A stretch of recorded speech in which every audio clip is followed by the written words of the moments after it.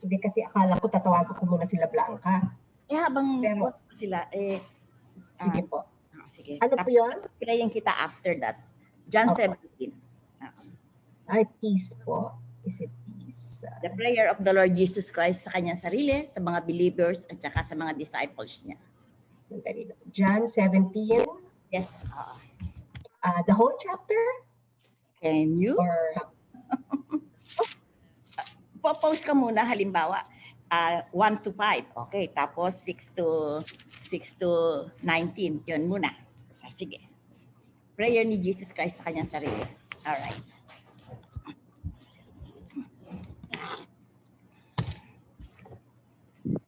Andiyan na pala si Mirna. Ito na pala si Pastor. Mag-devotion sana kami. Sige. Sige, Eileen. Ay, hindi ko naririnig. Grace. Arlene, naka-mute ka. Oh, sorry po. Sorry. Now, you can hear me? Yeah. Okay, sige. Sa John 17, the Passion Translation. Ay, Passion ka ba? O, sige. Nasa Ano New King James ako eh. Ano po? New King James? Yes, yes. Okay, New King James. All right. Okay, Jesus prays for himself. Jesus spoke these words, lifted up his eyes to heaven and said, Father, the hour has come. Glorify your Son, that your Son also may glorify you, as you have given him authority over all flesh, that he should give eternal life to as many as you have given him. And this is eternal life, that you may know him, that they may know you, the only true God, and Jesus Christ, whom you have sent. I have glorified you on the earth. I have finished the work which you have given me to do. And now, O Father, glorify me together with yourself, with the glory which I had with you before the world was. Ganda lang muna tayo, Arlene. Ano ang masasabi mo sa prayer na yan ni Lord Jesus Christ tungkol sa kanyang sarili? Hindi pa siya naku-crucified dyan. Hindi pa rin siya re-resurrect. Para pag tinignan mo yung verse 4, sinabi niya, I have finished the work. O sige, ikaw naman. Tapos tanong natin din sa Sister Pe. Okay. Opo. Sa akin po, yung trabaho ni Lord ay tapos na. Kaya parang sinasabi niya sa Father God that you also glorify me with you because yung work na pinagawa mo sa akin ay matatapos na. Parang ganun po yung dating. Yung dating sa'yo. Okay. How about you, Dr. Pe?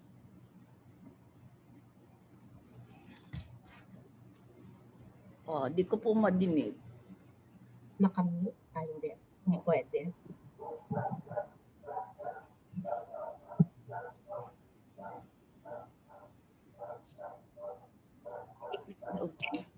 Ikora, Yes, pasensya na po. Hindi po ako nakasunod kasi hinahanap ko yung Bible ko. Ngayon ko palang nahawakan.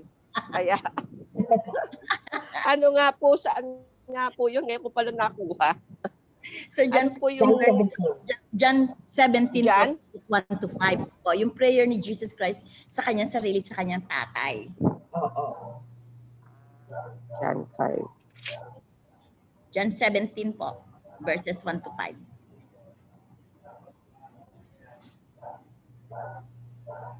Gusto niya umuwi si Rhea eh.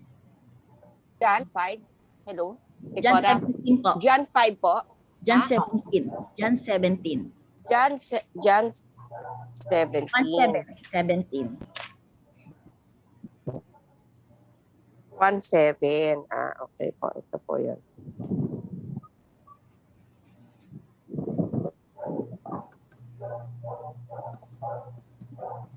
Ayan. Morning. So, opo. Oo. So, parang nag-pray po siya that nag-pray po siya God na kay Father God.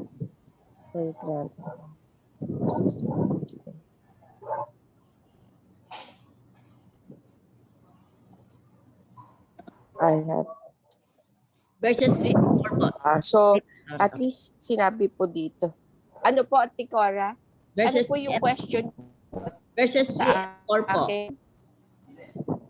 Verses 3 and 4, na pinakita ni 3 Lord. and 4? Opo. Ano yung sinasabi niya, this is eternal life. Tapos sa verse 4 po naman, I have finished the work. Sabi niya pong gano'n. Anong dating po sa inyo? At that time po kasi, syempre, buhay pa po nga si Jesus dito. Opo. So, kahit papaano na sabi po ni Christ dito na you have said, na siya alam niya sa sarili niya na siya yung Christ, at alam din niya na meron siyang purpose kung bakit siya pinadala dito ni Lord. At nasasabi niya kay God ngayon na siya yung may reason kung bakit, may dahilan kung bakit pinadala siya dito ni Father God, at na-complete niya na yon, yung work na yon. Yun yung sinasabi niya. Yun po yung dating sa inyo. Okay po. Kanina po. I have with you before. Opo. Opo. Bago po mag-prayer si Arlene, teka muna po, tatanungin ko lang sandali. Wala pa po pula si Blanca.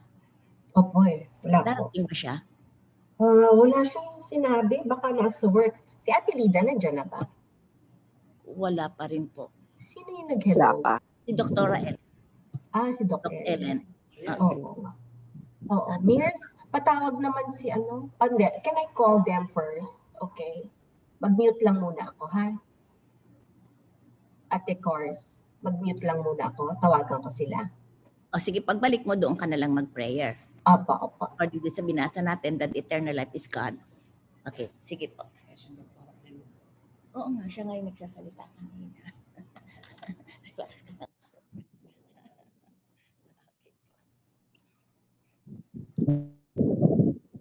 Ate Cora, ano yung verse kanina na binasa? Na late ako, hindi ko na. Opo, yung John 17 po, verses 1 to 5, yung prayer po ni Lord Jesus Christ sa kanyang tatay. Na sabi po niya na the time po, yung hour has come, na ginglorify niya na ang tatay natin sa langit. At naipakilala niya dito sa mundo. At sinasabi po niya before his crucifixion, I have finished the work na inintrust sa kanya ng Lord. Sabi nga ni Dr. Pe kanina, na fulfill niya na po yung purpose kung bakit siya naririto sa earth. Yun po yung pinag-uusapan na. Okay. Verses 1 to 5 ng John 17. Tapos Thank po, you. sige po. Si Blanca, papasok na daw. She just came from church. Si Ate Lida, I try to call also. Sandali lang po.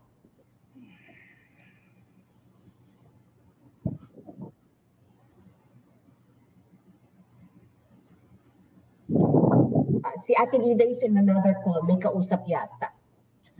Baka kausap yung boyfriend niya. Baka po. Sige po, mag-pray na tayo para we can start na lang. Hindi ba hintayin si na. Blanca? Sige, kayo po. O baka nasa labas pa ba siya? Hindi po, nasa bahay na. Papasok na daw siya. Nagbanyo lang daw po. Kakarating lang.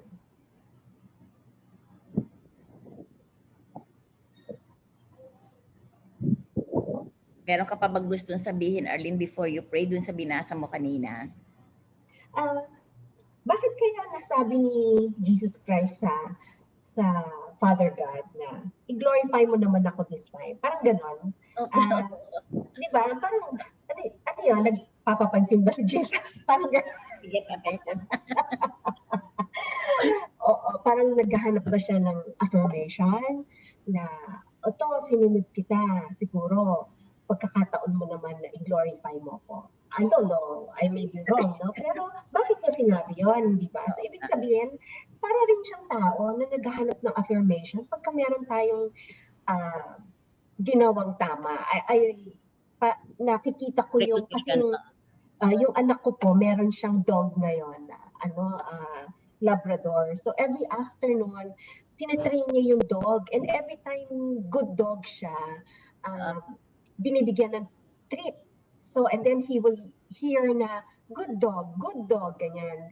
You're great, Obi, ganyan. So, sabi ko, parang naisip ko tuloy, si Jesus din siguro, as as a man. Man. Maybe A man. he's Oh, talking as a man now. yes. Gusto rin niyang i-affirm siya ng father niya na, sinunod kita. So, bigyan mo ako ng recognition and affirmation na tama yung ginawa ko para sa'yo. Yun po. So, Parang pinapakita niya sa makakabasa nito na bilang tao, nag-iintay ng recognition. Parang ganun somehow, ano? Pero pagka nakita naman natin Opo, yung opo. sinabi niya, the hour has come, glorify your son, ano? That your son also may glorify you. So ibabalik lang niya yung glory sa God the Father wherever na siya ay nag-glorify. Di ba? Opo. Ang sinabi niya dito. Pero ang sa verse 3, nakakaano yun, sabi niya, and this is eternal And life. this is that they may eternal know." life. Oo, so sa mga kapatid, eternal life is may kinalaman sa knowing the Father. Yes. Opo. Yeah. Tapos yung verse 4, mapansin po natin dito, sabi niya, I have finished the work which you have given me to do. Tayo, everyday, napipinis ba natin yung work na alam natin na ginagawa natin na galing sa Diyos? Di ba? Parang gano'n. Oo. Yes. In the light of this, that yung nasabi nyo nga na nagagawa ba natin yung pinapagawa ng Lord sa atin, yung work na parang inassign ni Lord sa atin. Did you do your work now? Parang naisip ko, kasi with all these things, I'm listening to a pastor's wife ng CCF who passed away. And I listened to her last message about having a meaningful life. Parang ang sinasabi niya, and this was her teaching, yung bago siya na-COVID at namatay. Na-COVID ba yun? Kailan? Opo, 2 weeks ago. 2 weeks ago. Kasi sinong Opo. pastor? Si Asawa ni pastor? Aji Sartu. Pastor Rico. Opo. So, Yung asawa hindi siya ni- namatay because of cancer. Di ba may No. cancer yun long time ago? She survived cancer. 17 years yata siyang binigyan ng extra years ni Lord. And yet, dito siya succumb sa COVID. Yun. So, and ang sa message COVID niya, siya namatay. yes. Ang sabi niya dun sa teaching niya na, Lord, every time na magising ako, sabihin mo sa akin kung ano yung mission ko para gagawin ko bago mo ako kunin. So, in the same way tayo na, nasabi nga dun sa John 17, sabi ni Jesus, I have finished your work and so glorify me. So tayo rin siguro, Lord, each day na binibigay mo sa amin, show us or teach us or lead us to the mission that we are supposed to do. Like for example, si Dr. Fe, ang mission niya is to help people who are sick in the field of medicine. So she's able to accomplish yung kanyang mission in life. And she is glorifying God. Yes. So siguro, individually, yun din ang ating prayer. That in order for us to have a well-meaningful life, to live a well-meaningful life, we are able to accomplish the work that the Lord has given us to do. And so, if we are able to do that, we are glorifying God. Yes, indeed. Yes. So, Pwede ka na pala maging preacher. Ay, hindi naman po. Pero I am so blessed because at saka parang na-move din ako na as an individual, maybe kuminsan parang naisip ko, ganito lang naman ang buhay ko nasa bahay lang ako. Pero still, meron pa rin pinapagawa si Lord sa atin. Hindi, probably, I may not be a doctor, I may not be a pastor, I may not be, a person in government na very, malaki ang kanilang role in life. Pero as a housewife, as a friend, as a mother, as a... Yes, correct. Tama. Meron tayong kanya-kanyang role na dapat gawin natin so that mag-glorify si God. Yes, yun. So, meron talagang si Lord individually sa dami ng tao dito sa mundo. Meron siyang plan. Katulad ng sinabi sa Jeremiah 29:11, Meron talagang siyang plan for individual talaga na ikaw ay merong kabuluhan sa mundo, hindi sa wala. Yes. At saka, hindi natin pwedeng sabihin, ganito ka lang. Hindi ba? So you just live your life na bara-bara o whatever you want. Sinabi mo, housewife lang ako. Di kaya. Yes, yun. So, sige, I think we can, are we all ready to pray? and commit the Smart ka na. O, sige. Ah, I love to do hindi. that. Okay. Yeah, hindi, I'm so blessed kasi the Lord has been really giving me verses each day to hang on to. Katulad po kahapon, ah, yung verse na binigay niya sa akin in Deuteronomy 34:7, sabi niya, I I will lavish you. I lavish you with unfailing love to 1,000 generations. So sabi ko, Lord, ang gandang word yung lavish. Di ba? Tayo Sobra.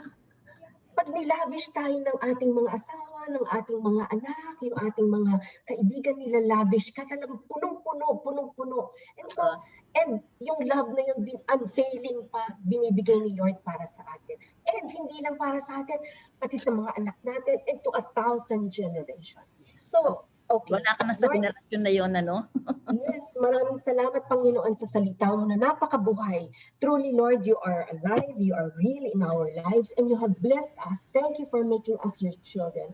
Yes. And even now, Lord, with the word that I have read about you being able to glorify your Father in heaven, being able to finish the work that the Father has assigned to you, Lord, I thank you because individually kami rin, Lord, meron kayong binigay na work para sa amin. And it is my prayer, Lord, kung ano man yung work na yun ma-accomplish namin so that you will be glorified at the same time, mag-glorify din kami. Bibigyan niyo rin kami ng glory, bibigyan niyo rin kami ng affirmation and recognition together with our Father, together with your Son, Jesus in heaven. Father, maraming salamat na ngayon ay bibigyan niyo kami ng inyong salita muli through our pastor.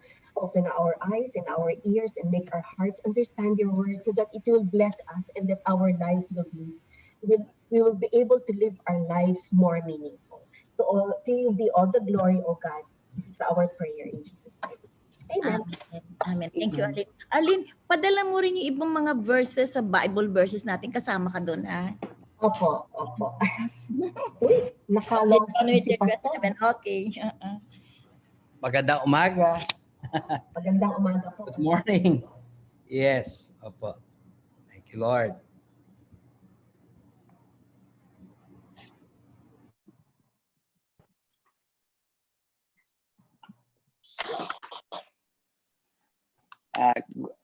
Good morning, Malu. Good morning, Dr. Ape. Good morning, Arlene. Good morning po. Dr. Ellen. Tapos si Mirna. Morning po. Good evening kay Ate Blanca. Good morning, Lilibet. Nagro-roll ko lang po. Wala naman nung nagsabing absent pero present. Praise God. Amen. Thank you, Lord.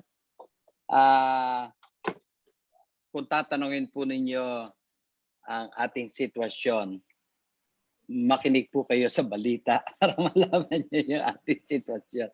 We're still under MECQ. Kagagaling-galing ko lang ho ng Bicol. At mababait ho ang tao doon. Hindi ho nagmamas. Walang takot sa COVID. Tapos yung mga mananampalataya mula ho noong March nakaraang taon, di po ba? Pinagbawal ang pananambahan. Lahat ho ng churches nananambahan pa rin. Tapos walang social distancing. Wala, Ate Blanca. Wala talaga. Hindi yung separated. Nagkandak nga po ako ng isang, nagturo po ako doon. Kunwari po yung lugar ay, ang capacity lang ay 200. Aba, yung dumating ho na umatin ng mga 250. Kaya po, sarado. Mabuti na lang at tayo ay merong protection from the Lord. Kaya lang yung mga nakaalam ng pinanggalingan ko, hindi mo na ako nakipagkita sa kanila for their protection dahil takot ho yung ilan eh. Sabi ko dahil kasi nga, alam ninyo, pinagbabawal, hindi sumusunod yung mga Kristiyano. Hindi din ho ako nagpakita sa kanila for 2 weeks para makatiyak lang sila na wala. Kaya nga ho, binabalita ko sa inyo, marami hong mananampalatayang matitigas ang ulo talaga. Mabuti pa ang demonyo, sabihin niyo sa demonyong, upo, umuupo ang demonyo eh. Pag sinabi niyo sa demonyong, alis, lalayas. Ang mga mananampalataya kung kailan ho pinapakiusap ng ating gobyerno, ay hindi ho talaga sumusunod. Nakakalungkot na kanila ay sinusuway ang protocol ng ating bansa. For your information, kagagaling-galing ko lang ho ng Bicol, nag-distribute po ako ng gamot na ivermectin. Ilang botelya po yung nasa aking kamay at pinamudmud ko po ito sa kanila. Hindi ko naman sinasabing sila magkakaroon ng COVID, pero binigyan ko na sila ng mga warning na kung sakaling may maramdaman, huwag tatanggapin. At kung sakaling iba ho talaga hindi makakaiwas, binigyan ko sila ng mga gamot. Marami po akong pastor na pinagbigyan ng total na balitaan niyo na po yung ivermectin, di po ba? Yes po. Yes. Yeah. May supply na rin ako. Meron ko pala, Ate Arlene. Opo. Naku, mabilis ang asawa ko sa ganyan. Wow. Opo. Ang dala ko po doon ay mga 30 bottles of ivermectin to distribute to churches para kung sakaling meron silang miyembro na meron po sakit ay magamot kaagad. Amen. Yung pong may mensahe ko po ngayon ay what we needed for today. Kung sakaling meron po sa inyong, meron pa ho ako natitirang ivermectin. Pira-piraso nga lang po. Sino po ba yung bumahinga? Sorry po. Inayo ko na nga itong mic eh. Forgiven, doktora. Nag-allergy. Opo, allergy lang pala yun. Yung ano to? Kripon. Sa kayo kumuha, pastor, ng ivermectin? Sa kayo kumuha? Yung pong bina-Bible study ko, sa kagustuhan niya, matulungan ng mga maraming tao, umorder po siya. May contact po siya. Opo. Tapos ibinigay po niya sa akin bago po ako lumuwas ng Bicol. At yun po yung ginawa ko sa Bicol, ipinamudmod. Hindi ko po kilala yung tao eh. Siya po nakakakilala. Tapos kinontak ko din po si Doktora Eva Agustin. Ewan ko po kung kilala niyo. Siya po Narinig ay... ko na yun. Yes. Taga Merville, Ate Blanca. Yun na nga. Taga Merville. Kilala ni Mirna to. Si Yun, Eva Agustin. Di ba Mirna, no? Oo. At sabi niya sa akin, kung kailangan ko daw, pwede ako umorder sa kanya at ibibigay niya ako. Nanggagamot siya ngayon at ang karaniwang ginagamot niya, yung mga may COVID ngayon. At ang pinapainom niya ay ivermectin. At na-prove niya na very effective ang ivermectin. Kaya nga, ngayon po issue, no? Kayo ba'y magpapabaksin? Atin na ho itong conviction kung kayo magpapabaksin. Ako ho, hindi ho ako magpapabaksin. Una sa lahat, hindi ho ako takot eh. Hindi ho ako natatakot. At naniniwala ho ako, hindi ako magkaka-COVID. Pasensya na po. Pero yan po yung faith ko.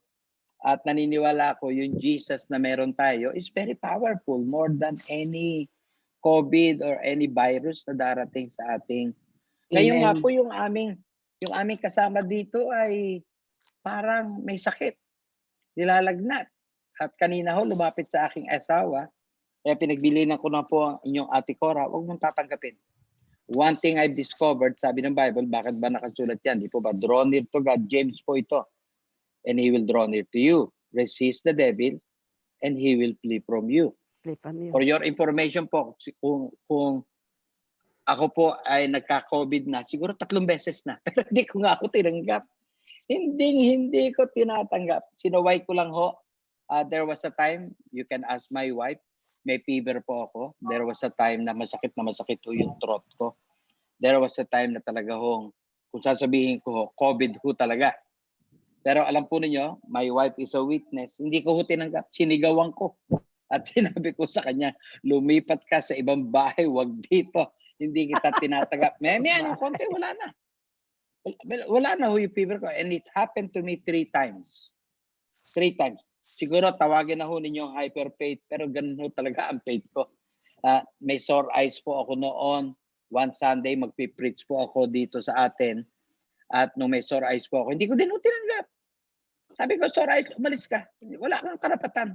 Huwag mo akong dadapuan. Kung pwede nga lang humurahin. At paglabas ko ho ng toilet, after 5 minutes, wala ho akong sore eyes. Wala ho silang makitang sore eyes. Meron po akong sore throat, wala.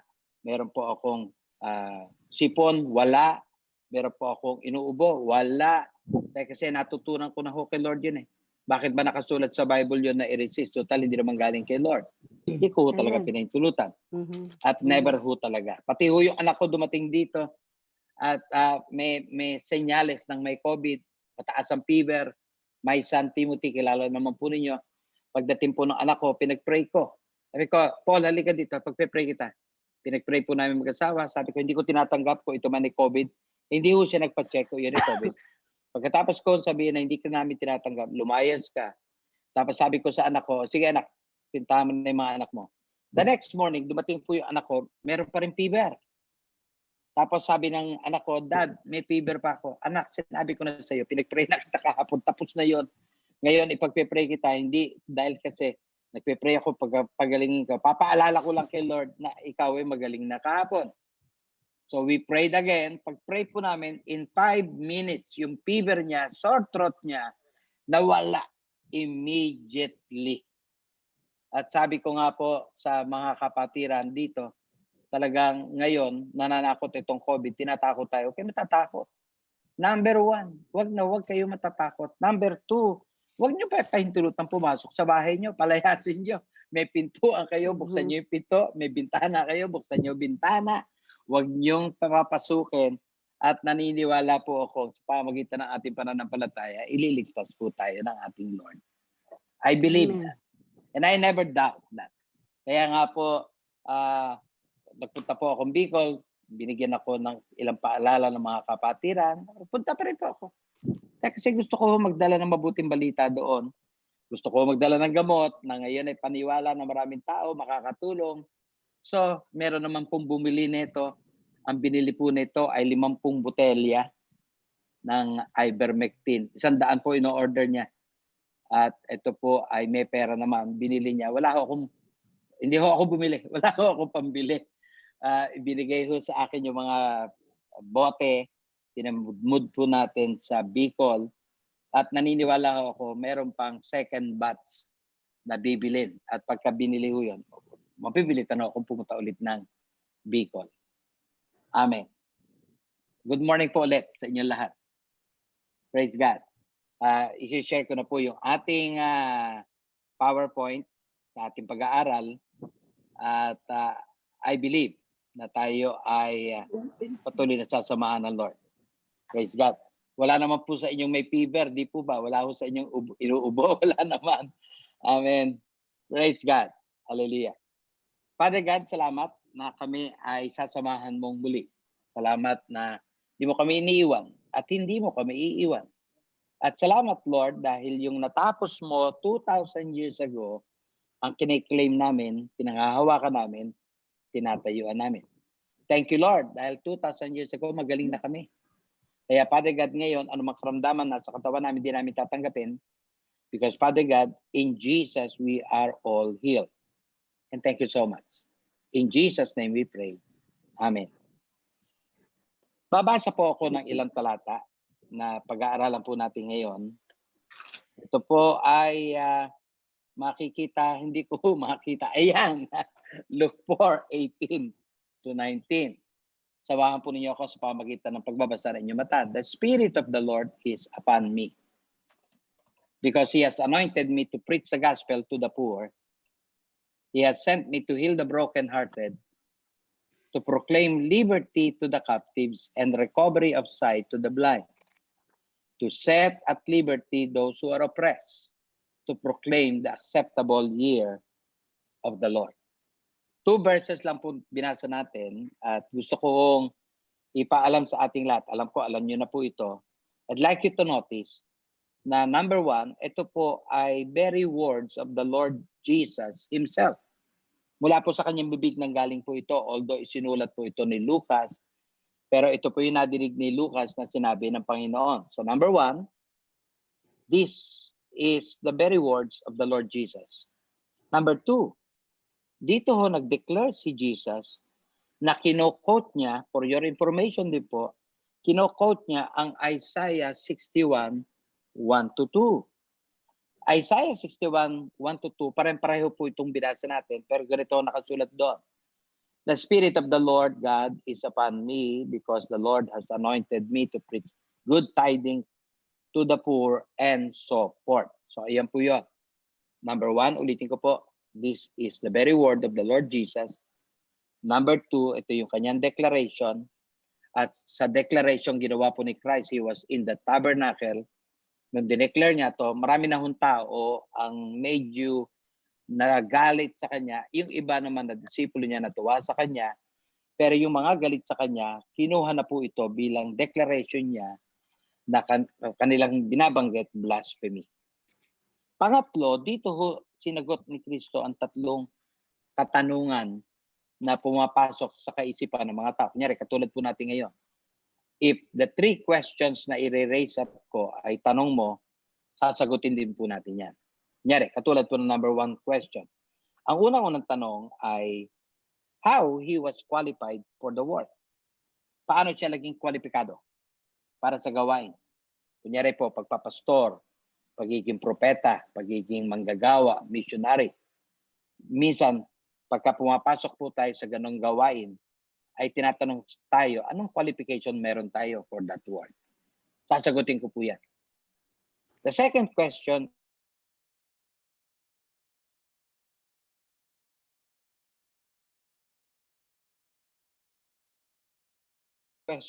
is none other than what his work was. Ano pa talaga ang kanyang trabaho? At ito po mga katanungan para magbigay ng linaw kung sakaling tinatanong din po nyo sarili nyo. Kunyari, ako po yung pastor, my wife is a pastor, you're a missionary, you're a worker, you're a full-time worker, ano man ang trabaho mo, ay sasagutin natin itong tanong na to. Balik po muna ako doon sa unang katanungan. Let me go back.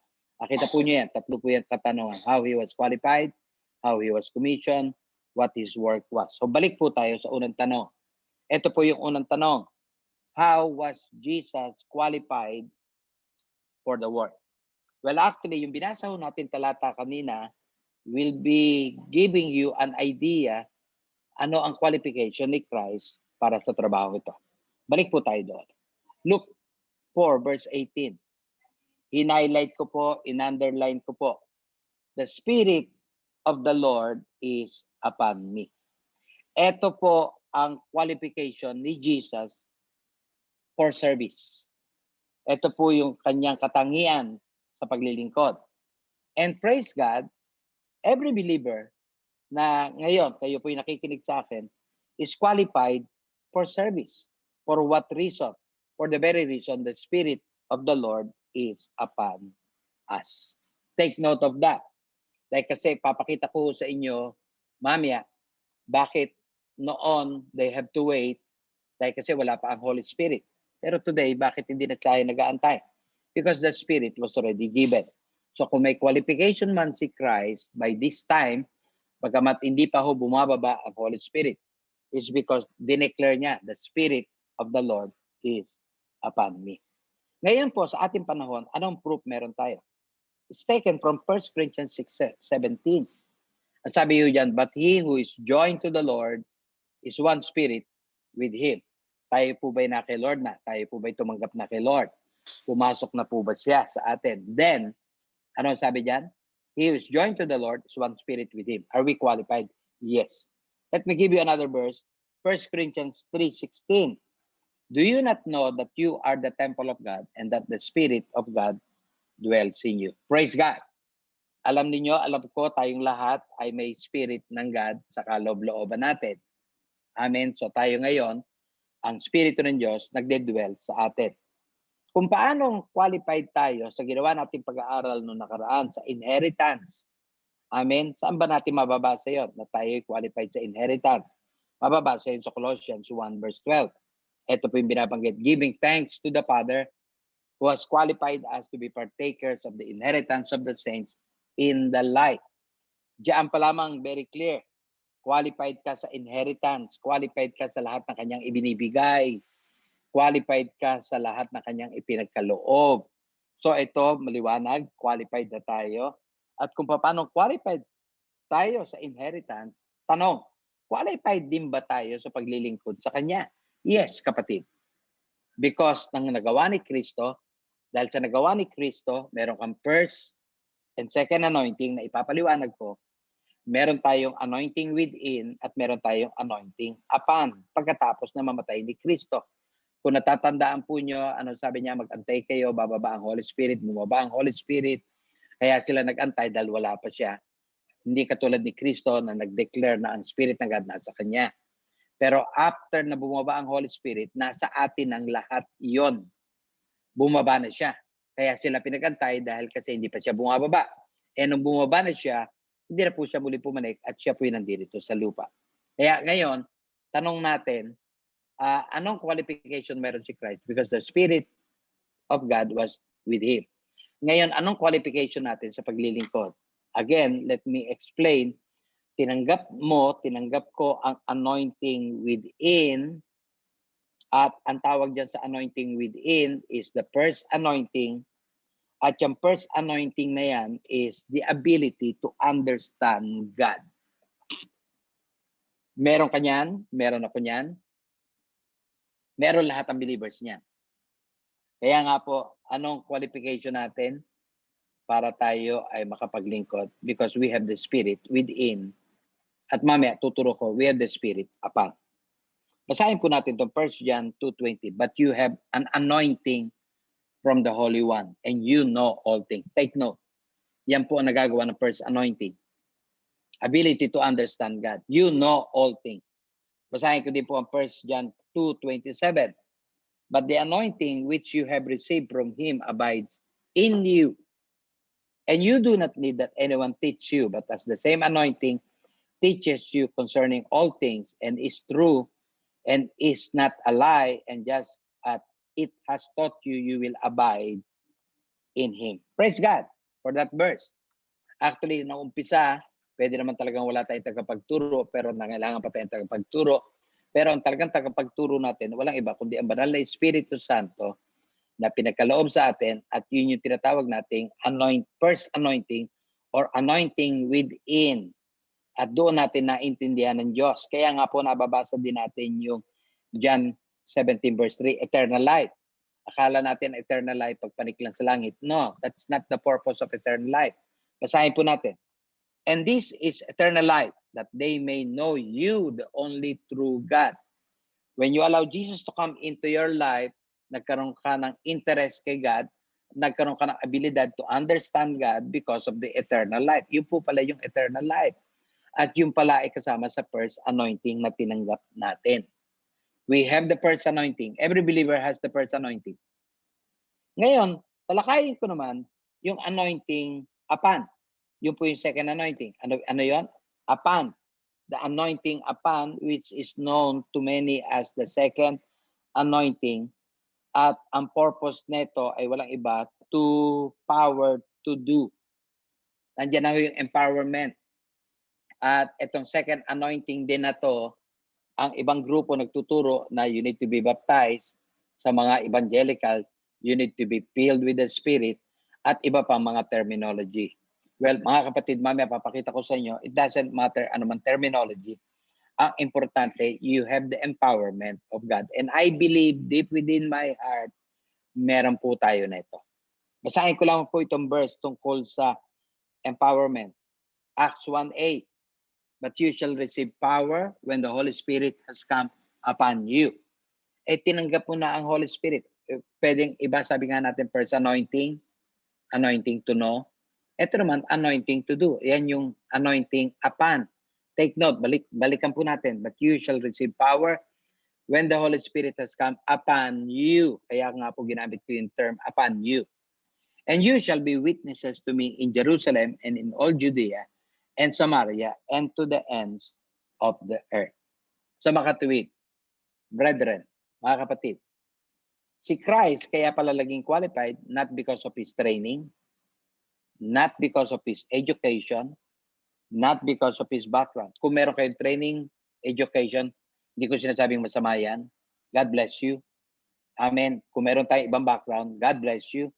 Pero ang pinaka-importante, malaman mo na kaya ka qualified is because it's the empowerment or it's the baptism or it's the anointing in your life that qualified Jesus. Yan po yung binabanggit ko kay Christ.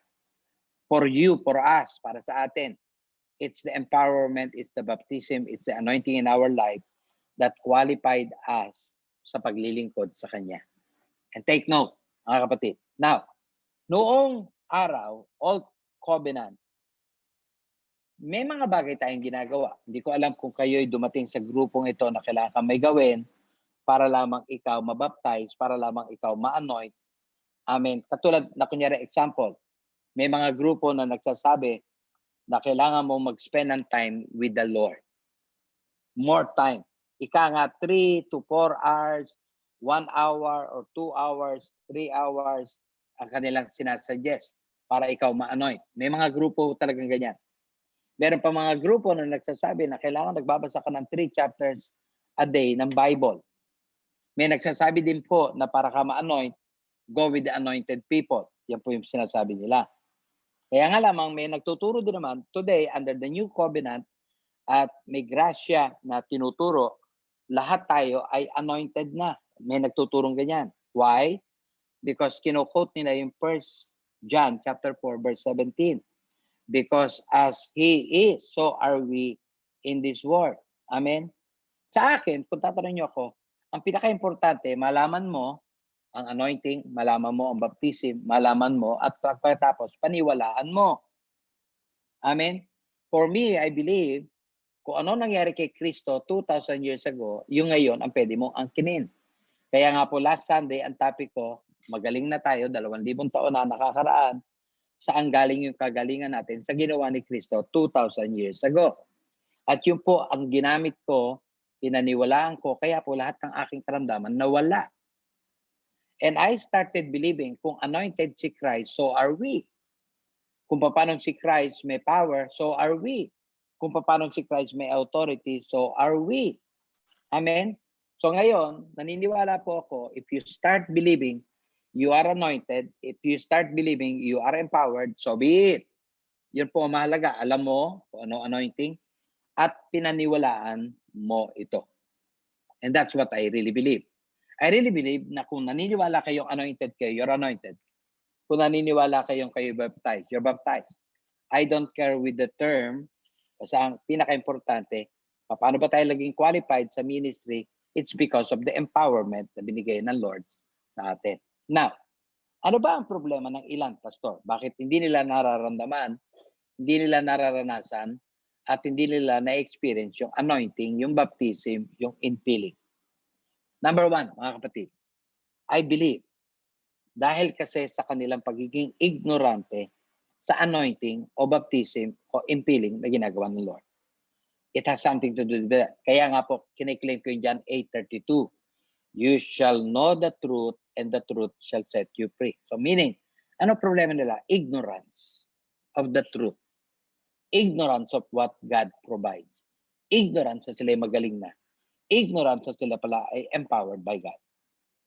Number 2, let me go to number 2 reason. Bakit marami hindi nakakaranas ng baptism?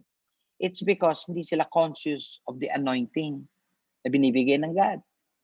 Hindi sila nakapokus sa anointing within, anointing upon, at naniniwala po ako kung magiging focus lamang sila doon, God will really allow them to experience the anointing.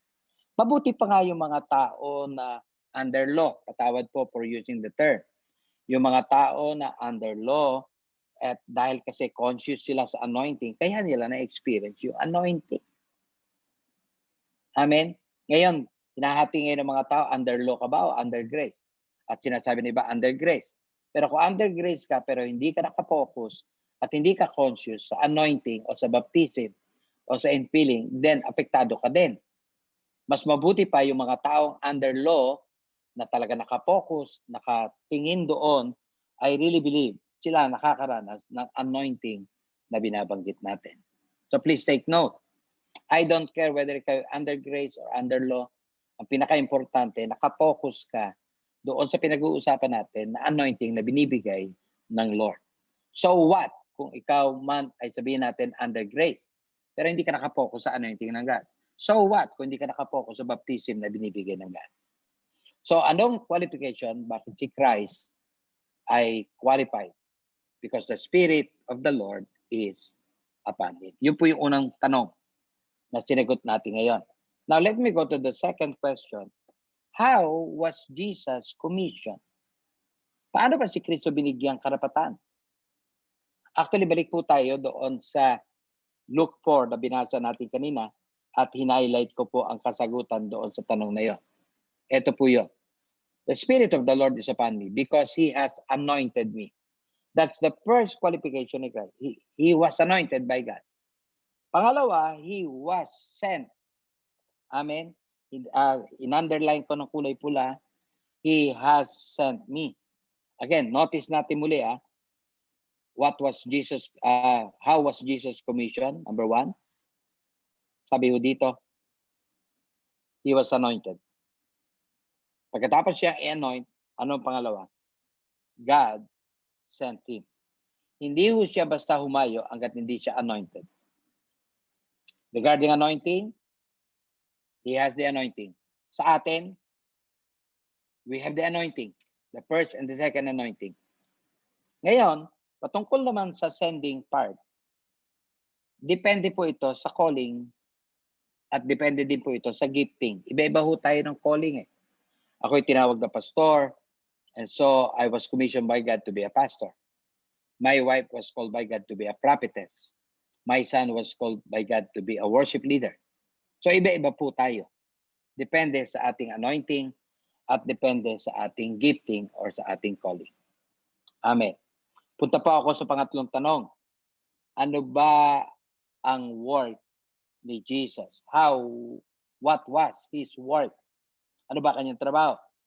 Ang sagot po natin, babalik po tayo dun sa ating verse kanina. Number 1 trabaho ni Christ, He was ordained to preach the gospel. Itinalaga po siya na ipangaral ang ebanghelyo. At kung tatanungin ninyo ako, ano ba talaga ang tinuturo natin about the gospel? Amen? Natatandaan nyo, nagturo po ako ng PhD ministry noon at ang PhD ministry, ano ba ipapangaral natin? Katulad ng binanggit ko noon, number 1, the gospel. Number 2, ang truth. Amen. Number 3, ang natapos na gawa ni Kristo. Yun po ang tinuturo natin. Pangalawa, to proclaim liberty to the captives para ideklara kalayaan sa mga bihag, bilanggo. Kasama po dito, siyempre, unbelievers. Pero kasama din po dito, believers. Kasi maraming believers ang nagsasuffer pa rin ngayon na dapat wala silang karamdaman, pero bakit may karamdaman? Pinagaling na tayo ni Kristo. Bakit may sumpa? Amen. Yun po ay mahalaga.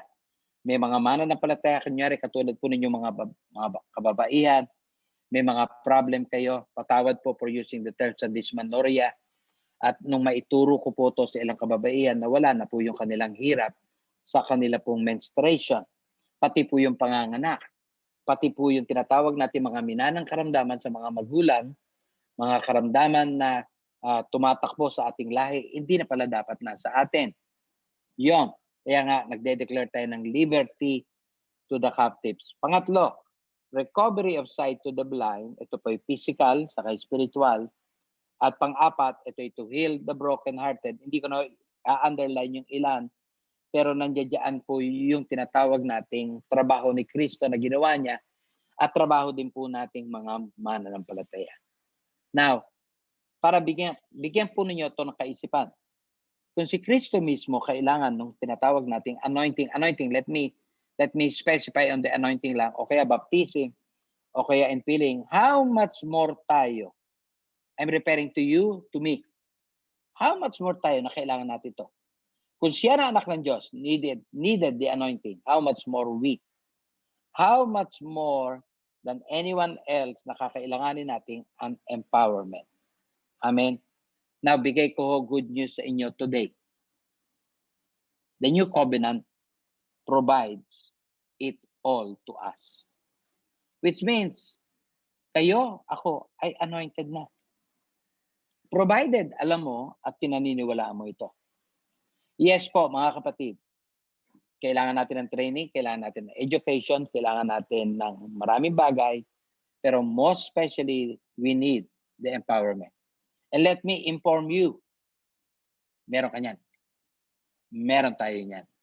Why? Because we have the Holy Spirit within, we have the Holy Spirit upon.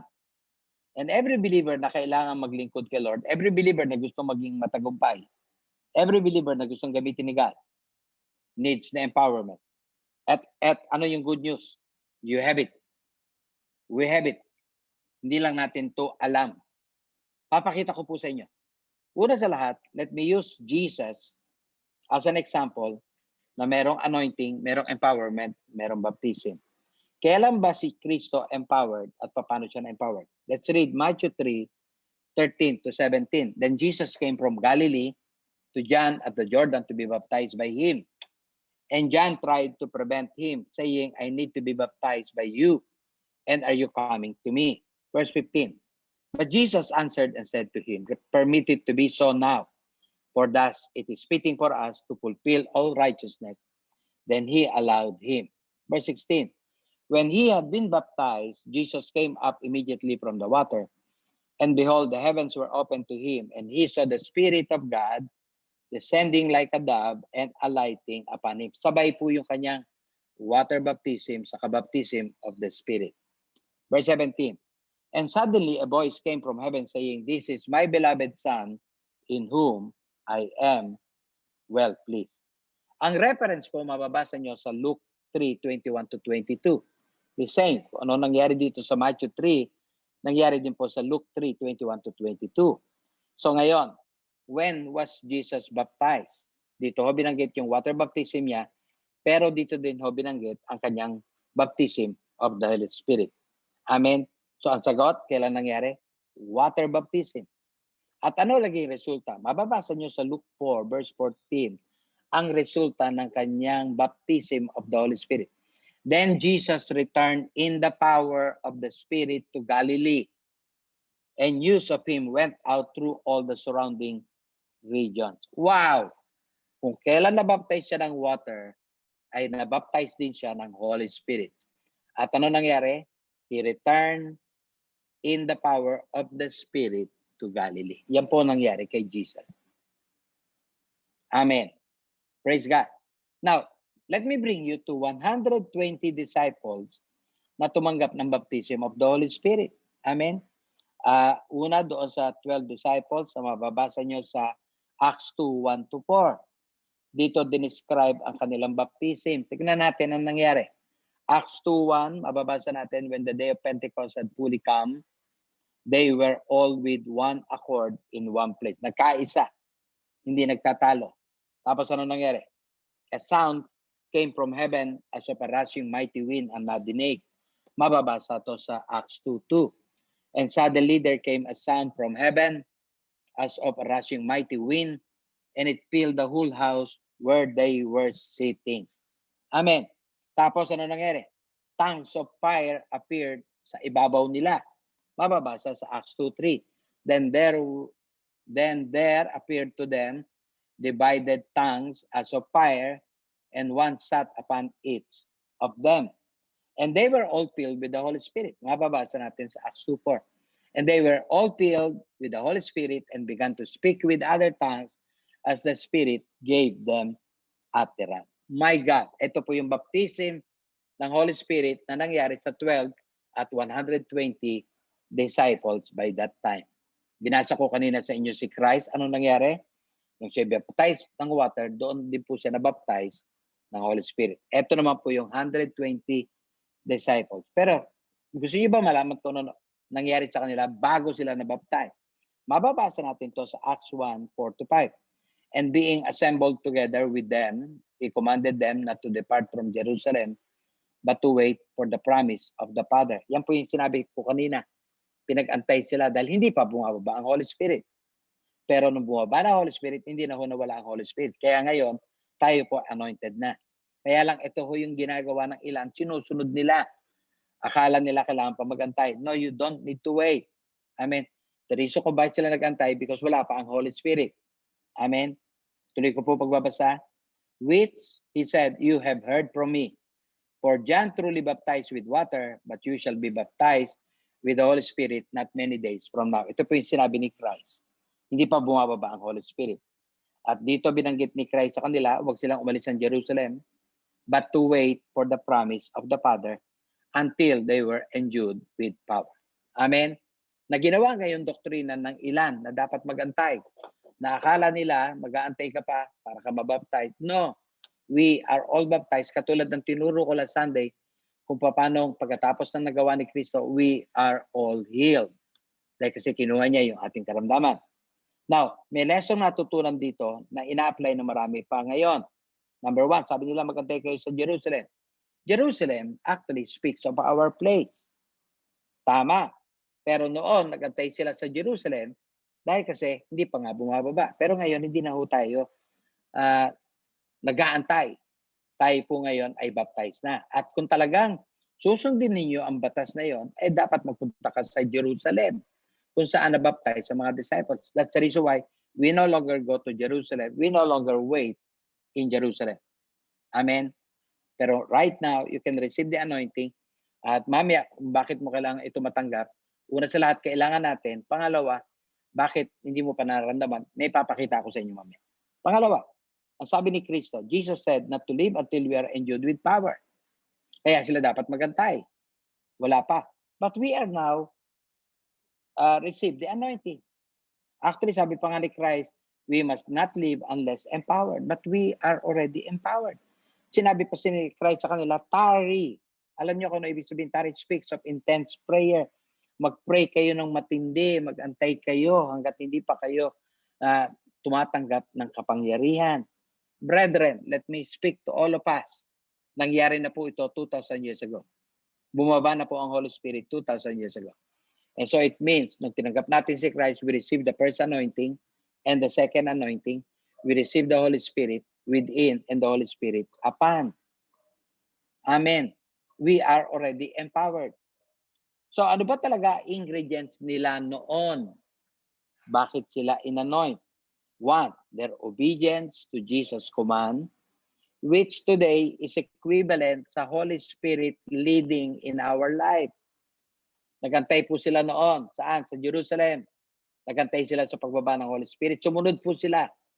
Today, sinusunod po natin ang dinidikta ng Holy Spirit sa atin. Pangalawa, ito yung ginawa nila. They're waiting, which speaks of their faith, na may declaration. Tapos pangatlo, ang kanilang sincere na panalangin at ang kanilang pakikiisa sa iglesia ng Diyos noon. Praise the Lord. Lahat ng ito naganap na. Praise the Lord. Ito po ay may katumbas sa bagong tipan para sa atin. Ang ibig kong sabihin, tinanggap na po natin ang empowerment. You just need to focus on the empowerment, on the baptism, on the anointing, para kung sino man ang ipagpe-pray nyo na nangangailangan ng tulong ninyo, pwede po ninyo ipanalangin. Napunta po tayo sa pangalawang grupo. Dito ko ipapakita sa inyo ang problem sa kasalukuyan ngayon na nangyari sa mga Samaritans. Gusto ko ipakita sa inyo bakit dapat anointed na sila, bakit hindi nila natanggap ang anointing. Na bakit ngayon dapat baptize ka na, hindi mo pa natanggap. Ang kasaysayan po ito mababasa ninyo sa Acts 8 verses 5 to verses 12. According po sa istorya, nagpunta po si Philip sa Samaria, nag-preach tungkol kay Christ. Mababasa po natin sa Acts 8 verse 5. Then Philip went down to the city of Samaria and preached Christ to them. Ano nangyari? Basahin po natin ang verse 6. And the multitudes with one accord heeded the things spoken by Philip, hearing and seeing the miracles which he did. Ang mga tao po doon with one accord, sumunod sa sinabi ni Philip. Ang resulta, verse 7, for unclean spirit crying with a loud voice came out of many who were possessed, and many who were paralyzed and lame were healed. Take note po ito po because the Philip ay merong anointing at yung kasama niya may anointing na, na tinanggap po nila. Ano nangyari? Sabi po dyan, unclean spirit crying with a loud voice came out of many who were possessed. That's because of their anointing. Pangalawa, many who were paralyzed and lame were healed. Maraming paralisado, di makalakad, ay gumaling. And in the next verse pa, verse 8, ito pa nangyari. And there was great joy in that city. Hallelujah. So maraming na-save. Maraming nakakilala kay Lord. Maraming naging born again. Amen. At ang maganda pa, ito pa, bibigay ko pa sa inyo yung good news. Verse 12. But when they believed Philip, as he preached the things concerning the kingdom of God and the name of Jesus, both men and women were baptized. Oh, take note. Ibig sabihin, maraming na born again. Ibig sabihin, maraming na baptized by water. Amen. Kaya lang, sa verses 14 to 17, although they were baptized by water, hindi pa ho sila empowered. Why? Dahil hindi pa ho nila natanggap ang Holy Spirit. At dahil hindi pa ho nila nadinig. Ito, basahin natin. Acts 8:17. Then they laid hands on them and they received the Holy Spirit. Wow! My God! Una, sabi ko sa inyo, nabaptize sila by water pero hindi pa nila tinatanggap ang Holy Spirit. So ano ginawa ni Philip? They lay hands on them. Ito po yung ginawa nila. Number 1, they prayed. Who, when they had come down, prayed for them. Pinag-pray sila that they might receive the Holy Spirit. Ano pangalawang ginawa nila? They lay hands on them and they receive the Holy Spirit. So, ito ho yung sinasabi ko. Kaya pala maraming mananampalataya dapat ngayon anointed na, baptized na, because they never heard about the baptism, about the anointing, at hindi pa sila na ipagpe-pray. So right now, sa totoo lamang, sa mga believers na nakaintindi nito, nabasa mo to, it's already yours. You receive it. We're already baptized. We're already anointed. Kaya lang pala hindi anointed ang ilan because they never heard about that. They never knew about that. Di pa nila nadinig. Ganito po nangyari sa Samaria. Pinaalam sa kanila ni Philip ang anointing. Pinaalam ni Philip sa kanila ang baptism. At nung sila ay ipag-pray, pinatungan ng kamay, doon nila natanggap ito. Mga minamahal na kapatid sa Panginoon, ano ang purpose ko? Ba't ko sinasabi ito? What's the reason why I'm sharing this sa inyo ngayon? Number 1, I want you to know na kailangan natin ng empowerment. Whether ito ay baptism, anointing, infilling, it doesn't matter. And praise God, through the finished work of Jesus, it's already yours. Ang kailangan mo na lang ay maging conscious. Amen. Kailangan mo ng training, yes. Kailangan mo ng study, yes. Kailangan mo to be equipped, yes. But you need more than ever is the empowerment. Good news, you are entitled sa empowerment. You need to receive the empowerment or be conscious with the empowerment. Second, kaya ko ito tinuro ngayon para ipaalam sa inyo na walang rule para matanggap ang empowerment. Walang batas, alituntunin kung paano ito matatanggap. Just receive, just believe. Para pong katulad ng hangin ang Holy Spirit. Pagka nag-inhale ka, pumapasok ang hangin, just believe that. Kapag nag-inhale ka ngayon, if you want the empowerment, kasi magiging conscious ka sa empowerment ngayon, breathe in. Believe that it is the Holy Spirit that is coming into you, empowering you sa iyong life. Pwede ito mangyari ngayon, mamaya, pagkatapos natin. Pwedeng bukas, pwedeng habang ikaw ay nakaluhod, pwedeng ikaw ay habang nakataas ng kamay, pwedeng sa iyong bahay, nasa church. Just believe and just receive. Walang rule para matanggap ito.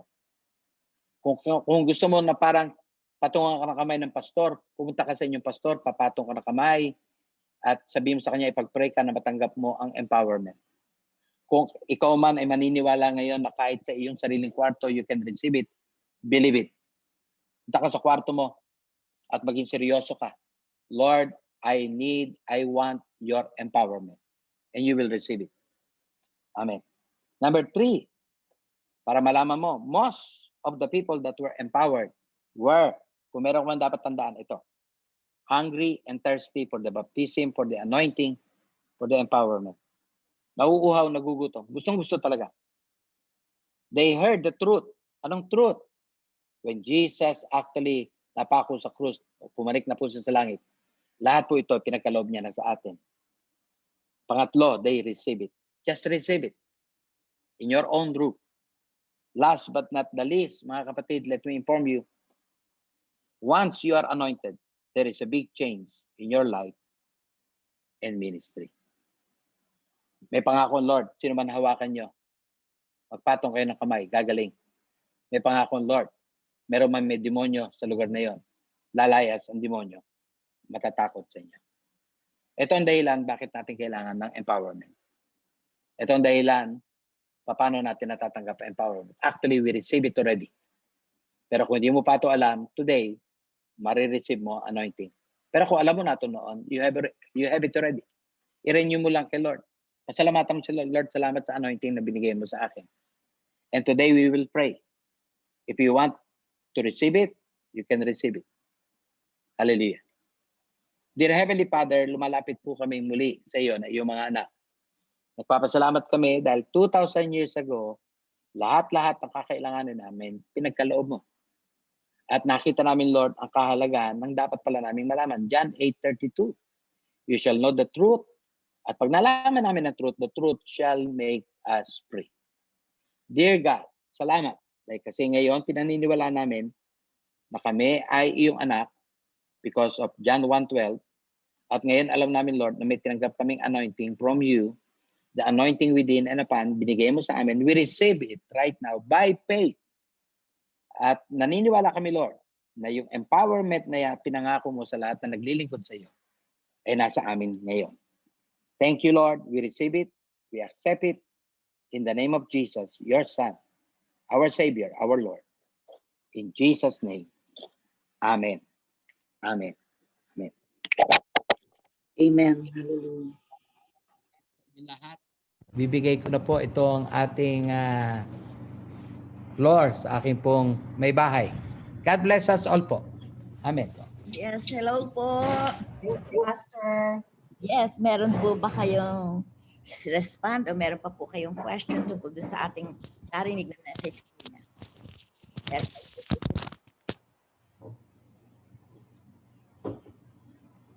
Yes, Doktora. Di lang ho marinig. Opo, yan, okay na po.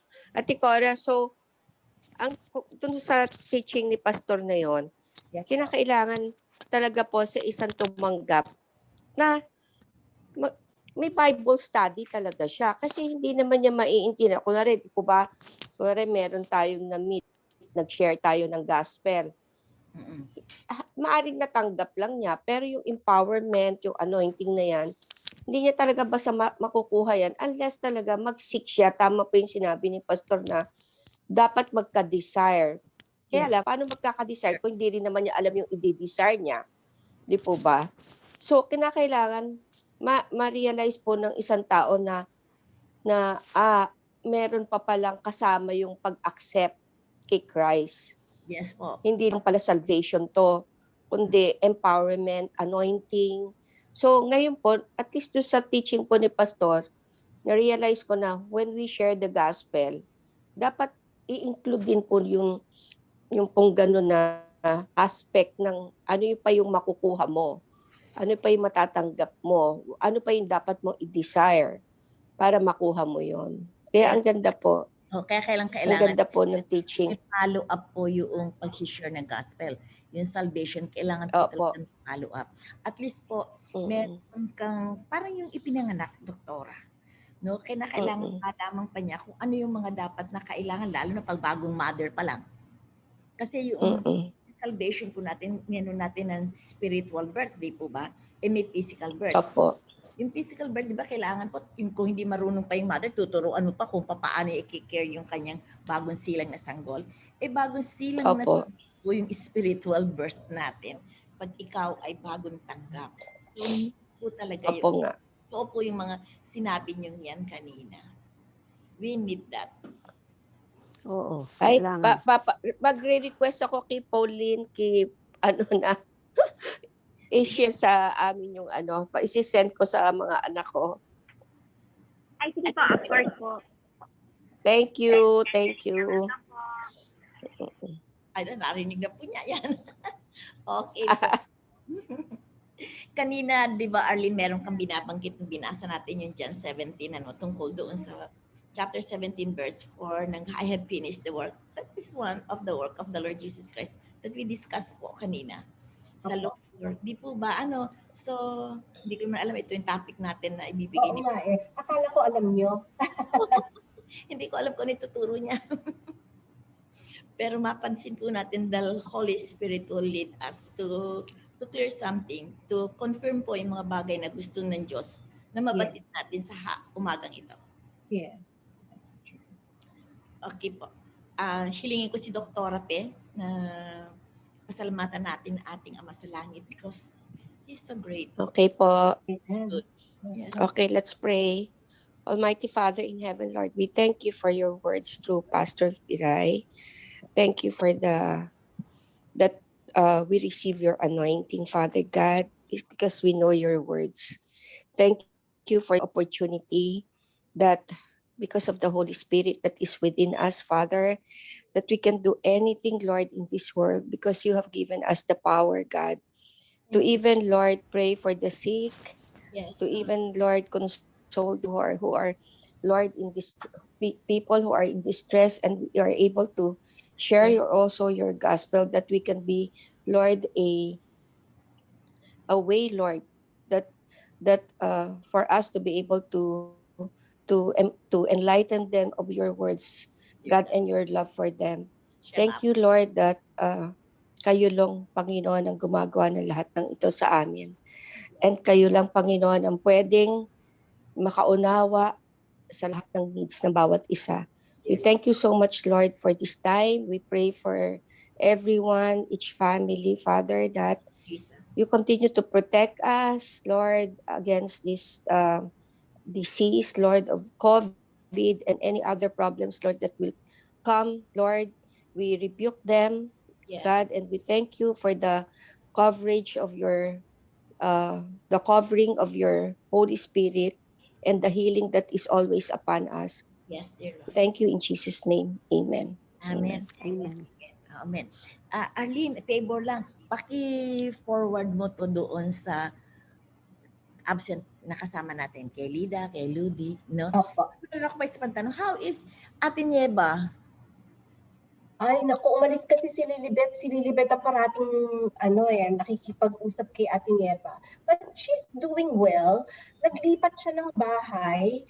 Kaya, and then, parang yung bahay na pinuntahan niya, medyo mahina ang reception ng internet. Kaya, lalong mahirap for her. We're also trying to teach her to do this. Pero, alam niyo naman yun, medyo matigas ulo. Always doing her own way. Okay. Anyway, naka-record naman tayo. If she is interested, lalo na po ngayon, nasabi nga ni Doktora, pag ikaw pala ay talagang born again, na you need to be empowered by the Holy Spirit so that you will know how na ikaw ay makapag-minister din. Actually, thank God because we're under grace. Yes. And lahat ang gawin ng Diyos para sa kabutihan natin. Amen po? Opo. Okay po. Yes po, Mal. Opo. Internet, nakausap ko po siya kasi yung sa sinira niya walang internet. Kaya yung pati signal nung sa cellphone niya, lumalabas po siya para maka-receive lang, makatapos. Okay. Pag talagang sincere siya at nag-pray siya sa Lord, bibigyan siya ng signal. No? Amen. Lalo po yun, nag-iisa kasi siya eh. Naalala ko lang siya kaninang umaga ulit. Tapos pinag-pray ko nga siya kay Lord. Ay, sige po. Ite-text ko po si Ate Nieva para sasabihan ko na naalala niyo siya. Oo naman. Okay. Sige po. Magandang tanghali po sa inyong lahat. Thank you. Sige po, Bye-bye. Tikora. Bye po. Bye. See you next week. Bye. Bye.